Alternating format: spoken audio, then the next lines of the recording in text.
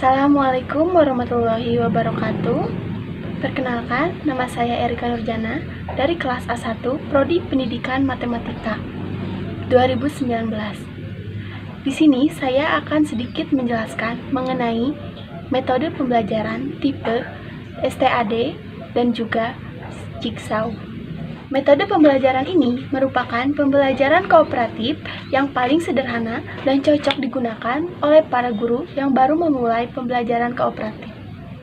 Sebelum memulai kepada materi, ada yang tahu kooperatif itu apa? Ya, kooperatif adalah istilah umum untuk sekumpulan strategi pengajaran yang dirancang untuk melatih kerjasama kelompok dan interaksi antar siswa. Apa sih STAD itu? STAD merupakan singkatan dari Student, Teams, Achievements, dan Division, yang jika diartikan merupakan divisi pencapaian tim siswa. Itu artinya, siswa bekerja dalam tim untuk menguasai seluruh materi yang telah diberikan. Metode pembelajaran STAD ini merupakan salah satu metode pembelajaran kooperatif yang menerapkan prinsip bahwa siswa harus bekerja sama dengan teman-teman, yang dimana kerjasama dan tanggung jawab tersebut harus ada pada individu maupun kelompok. Metode pembelajaran STAD ini merupakan salah satu metode pembelajaran kooperatif yang menerapkan siswa untuk bekerja sama dengan teman-teman, yang dimana kerjasama dan tanggung jawab tersebut salah satu hal yang harus diperhatikan. Metode pembelajaran ini memiliki ciri-ciri yang berbeda dengan metode lain. Yang pertama, yaitu siswa diharuskan untuk bekerja sama dalam menyelesaikan suatu materi yang telah diberikan oleh seorang pendidik atau guru. Yang kedua, kelompok yang dibentuk merupakan kelompok heterogen, terutama dalam hal akademik, yang dimana siswa memiliki kemampuan tinggi, sedang maupun rendah. Yang ketiga, kriteria kelompok heterogen tersebut dapat ditambahkan dengan perbedaan dalam jenis kelamin, suku, maupun ras. Dan yang terakhir, penghargaan yang diberikan oleh guru lebih berorientasi kepada para kelompok. Ada beberapa langkah-langkah pada pembelajaran metode STAD. Yang pertama, presentasi di kelas. Yang kedua, membentuk kelompok yang terdiri dari 4 hingga 5 orang secara heterogen. Yang ketiga, memberikan tes atau kuis. Yang keempat, memberikan skor terhadap peningkatan secara individu. Yang kelima, ada penghargaan terhadap kelompok. Dan yang terakhir, penilaian atau evaluasi. Selain itu, metode ini juga memiliki kelebihan dan kekurangan. Kelebihan yang pertama yaitu siswa dapat berperan aktif dalam membantu dan memberikan motivasi untuk keberhasilan bersama. Yang kedua, interaksi yang terjadi antara siswa dalam menyampaikan suatu pendapat. Yang ketiga, mampu meningkatkan perasaan saling percaya antara anggota kelompok.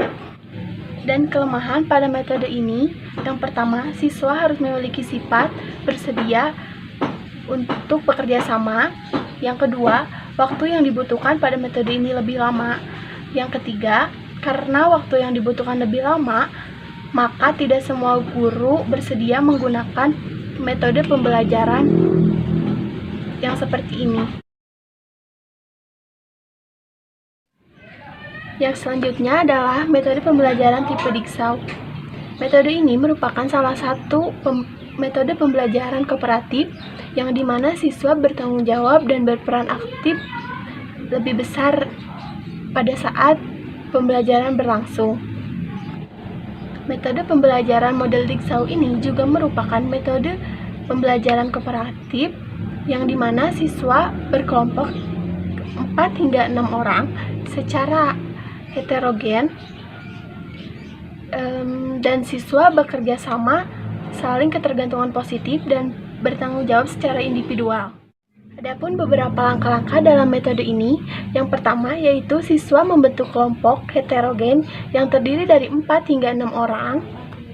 Yang kedua, tiap orang dalam kelompok diberikan subtopik yang berbeda. Yang ketiga, setiap kelompok membaca dan mendiskusikan subtopik tersebut dan menetapkan anggota ahli. Yang keempat, anggota ahli dari masing-masing kelompok berkumpul dan mengintegrasikan subtopik yang telah dibagikan. Yang kelima, kelompok ahli berdiskusi untuk membahas subtopik yang diberikan dan membantu untuk menguasai topik tersebut. Yang keenam, setelah memahami materi, kelompok ahli menyebar dan kembali kepada kelompok masing-masing, kemudian menjelaskan materi kepada anggota kelompok yang lain. Yang ketujuh, tiap kelompok mempresentasikan hasil diskusi masing-masing. Dan yang terakhir, guru memberikan tes untuk individu maupun untuk kelompok. Dalam metode ini juga memiliki kelebihan dan kekurangan. Kelebihan yang pertama yaitu mempermudah guru dalam proses pembelajaran. Yang kedua, pemerataan penguasaan materi dapat dicapai dalam waktu yang lebih singkat. Yang ketiga, dapat melatih siswa untuk lebih aktif dan berbicara secara berkelompok. Yang keempat, dapat meningkatkan kemampuan sosial. Dan yang terakhir, siswa diajarkan bagaimana bekerja sama dalam kelompok. Adapun kekurangan atau kelemahan, yang pertama yaitu siswa yang merasa kurang percaya diri akan kesulitan untuk menyampaikan materi yang didapatkan kepada temannya. Yang kedua, siswa yang aktif akan lebih mendominasi diskusi dan cenderung mengontrol jalannya diskusi tersebut. Dan yang ketiga, siswa yang cerdas akan merasa bosan. Sekian dari saya, mohon maaf apabila ada salah-salah kata. Semoga bermanfaat. Assalamualaikum warahmatullahi wabarakatuh.